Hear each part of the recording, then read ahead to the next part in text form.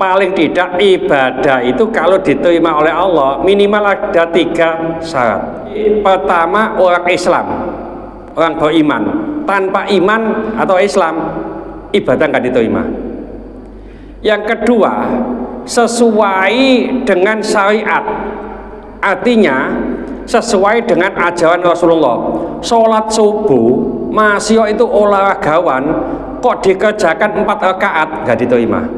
Yang ketiga, syarat ketiga adalah ikhlas, artinya hanya untuk Allah, lillah. Upayakan kita tuh seperti orang yang mengembala kambing di padang rumput, lalu kita sedang sholat sendirian. Itu banyak kambing-kambing Pak ya. Mungkinkah jenengan pas sholat itu kepengin didelok kambing Pak? Wah kambing sengi kok ndelok aku ya, tapi apikno sholat. Tak mungkin.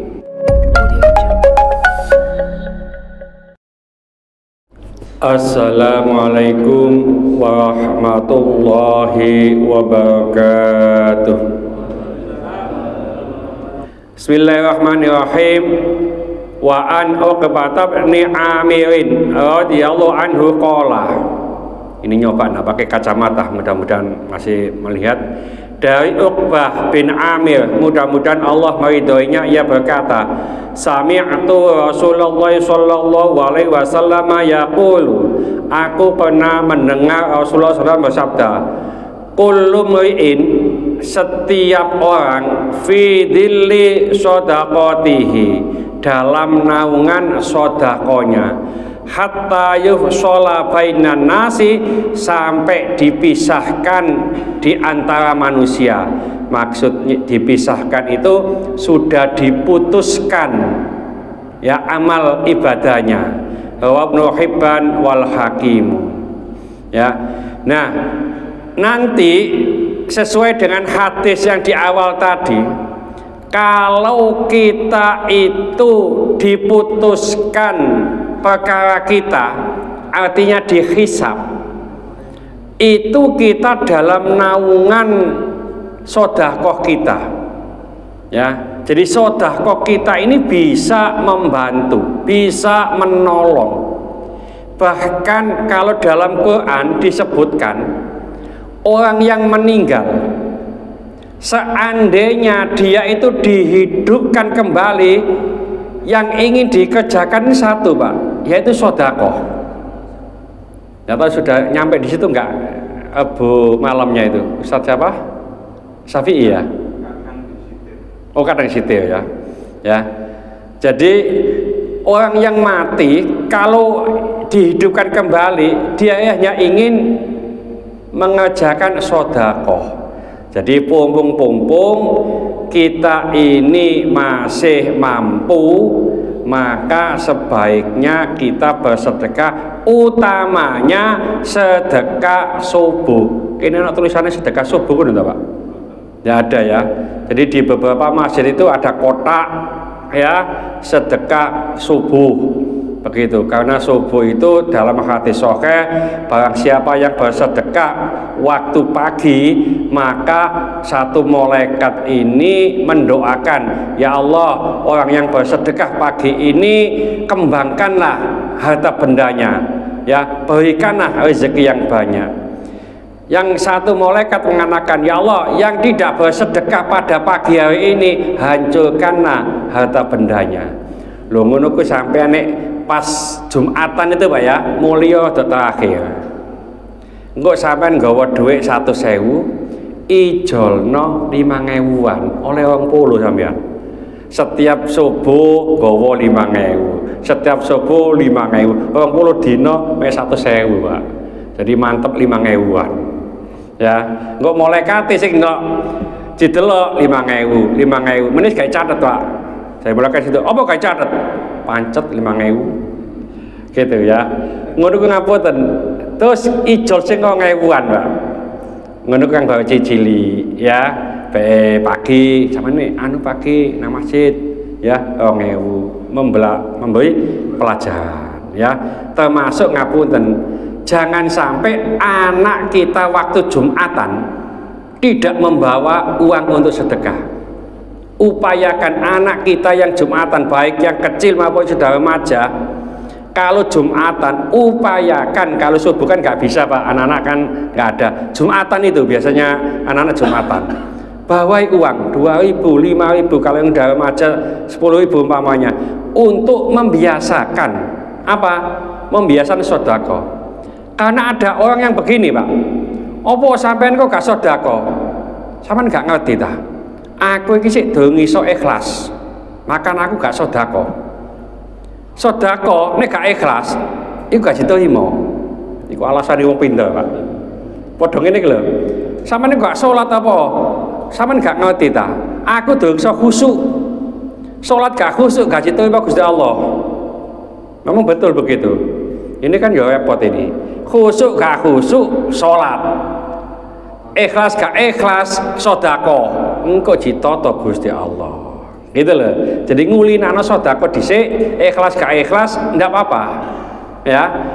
Nanti diatur niatnya. Nek nggak salah di kitab Nasoihul Ibad, ya, bab Khumasi kalau nggak salah, bab 55. Ya, karena ada bab 11, 22, 33 bagian itu ya. Itu Rasulullah pernah menyampaikan kepada Abu Dhar, hei ya Abu Dhar, jadidis safinah, perbaikilah kapalmu. Itu pesan Rasulullah kepada Abu Dhar. Abu Dhar nggak punya kapal Pak, omongan di Saudi kalau kapal. Apa maksudnya? Perbaikilah niatmu, ya. Jadi lanjut hadis tadi itu, karena jalan itu menanjak, maka kurangilah bebanmu. Laut itu dalam dan seterusnya, hati-hati ya. Jadi perbaikilah niatmu. Nggak apa-apa nanti niat sodako sombong-sombongan titik, nggak apa-apa, nanti diperbaiki ya. Ke masjid kepengin jilem wong, nggak apa-apa, nanti diperbaiki ya. Karena apa? Karena jalannya menanjak, maksudnya ke akhirat itu apa? Sulit Mbak ya, maka bebannya harus kita kurangi. Artinya dosa-dosa itu kita kurangi. Niatnya nanti kita tata yang baik ya. Ada pertanyaan mungkin? Ya monggo. Usia kita ini kan sudah lanjut usia ya Pak. Untuk memperbaiki sodako kita yang ria, ya amalan kita yang belum diterima oleh Allah, kemudian ibadah kita itu ya itu tadi yang disebutkan Ustaz tadi seperti itu. Nah, langkah kita untuk memperbaiki itu tolong disampaikan bahwa untuk minimal itu kita mengerjakan itu tidak sia-sia begitu Pak. Iya. Terima kasih. Ini ada pertanyaan, beliau mengaku sudah tua, untung wis tua gak kepengen rabi maneh. Nah itu Pak. Ini pertanyaannya, ini opo amal ibadah kita itu supaya bisa diterima oleh Allah. Trik-trik apa saja kan begitu Pak ya? Ya. Paling tidak ibadah itu kalau diterima oleh Allah minimal ada 3 syarat ya. Jadi pertama, orang Islam, orang beriman. Tanpa iman atau Islam, ibadah nggak diterima. Yang kedua, sesuai dengan syariat, artinya sesuai dengan ajaran Rasulullah. Sholat subuh masih itu olahragawan kok dikerjakan 4 rakaat nggak diterima. Wah, aku itu sehat ya, mau sholat subuh 4 rakaat ya, 4 rakaat tidak sesuai dengan syariat, nggak diterima. Yang ketiga, syarat ketiga adalah ikhlas, artinya hanya untuk Allah, lillah ya, hanya itu ya. Islam sudah kita alhamdulillah sesuai dengan syariat, insya Allah kita sudah sesuai. Tinggal satu, yaitu ikhlasnya. Ikhlas itu gampang diomongno, sulit dilakukan. Karena apa? Karena kita itu masih seserawungan dengan orang lain ya. Nah, ini nanti yang apa iso nambani nanti pelajaran itu ngapunten di Yai Solihin nanti di Bidayatul Hidayah. Ya, Bidayatul Hidayah itu fikih yang berkolaborasi dengan tasawuf. Hati yang hati Pak nanti. Ya. Jadi intinya didelok wong gak didelok wong, cilem gak cilem, wis apa jawe Gusti Allah. Kadang-kadang nek awak dhewe cilem ku tambah sowan nang semangat ngene ya. Nah padahal itu juga kurang pas. Ya. Terus upayakan istiqomah. Dengan istiqomah ini insya Allah kita tidak akan melihat yang lain. Kadang-kadang orang nggak istiqomah, kepingin didelok uang maka apa berangkat nang masjid dhisik. Wah, di sawangan ya gitu loh ya. Tapi kalau istiqomah itu nggak berangkat dhisik nggak enak. Ngaji umpamanya tiap selesai subuh atau setelah subuh kita nggak pulang dulu, tapi istiqomah. Ya, dengan istiqomah insya Allah kita sedikit demi sedikit bisa mengurangi riya itu. Intinya kalau kita ingin ikhlas, ingin nggak dilihat orang, upayakan kita tuh seperti orang yang mengembala kambing di padang rumput. Lalu kita sedang sholat sendirian. Itu banyak kambing-kambing Pak ya. Mungkinkah jenengan pas sholat itu kepengin didelok kambing Pak? Wah kambing sengi kok ndelok aku ya, tak api-api no sholat. Tidak mungkin. Karena apa? Kambing.